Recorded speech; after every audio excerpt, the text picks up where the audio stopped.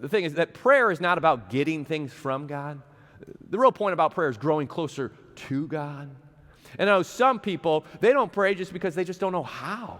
They're just like, I don't know how, and they kind of psych themselves out, and they're like, I just don't know how to pray. And if you find yourself in that camp, and you're just like, I wish I knew how to pray better, understand that you're in good company.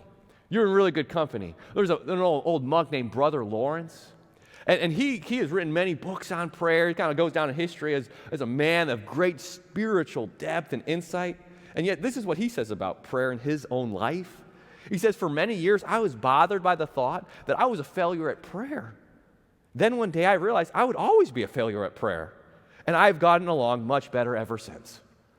All right, so one thing is just admit, like, we've always got room to grow when it comes to our prayer life. Like, we're just starting. There's always room to grow. Even Jesus' disciples, right, the 12 guys he handpicked to follow him, they looked at Jesus and his prayer life like, man, Jesus, you're like always getting away and spending like hours in prayer. Like, what are you talking about? Like, teach us to pray.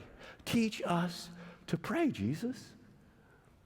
And one day he was teaching his followers about prayer. He said this, Matthew chapter 6. He says, and when you pray, do not be like the hypocrites, for they love to pray standing in the synagogues and on the street corners to be seen by others. Right? It's like, that's intimidating. I don't want anybody to like, it's not like, prayer's not about a show. It's not about saying the right things. He says, take it easy. He says, truly I tell you, they have received the reward in full. He says, but when you pray, go into your private room, shut the door, and pray to your Father who is in secret, and your Father who sees you in secret will reward you. So Jesus says, prayer is a simple matter, guys. It's just like having a conversation with your Heavenly Father. And that's why you don't have to worry about, like, should I pray for this or shouldn't I? So just give it to God. Like, He's your Heavenly Father who knows what is best for you and wants what is best for you. And one day you will thank God for unanswered prayers. It's like, it's okay. Like, He knows, and so just give it to Him.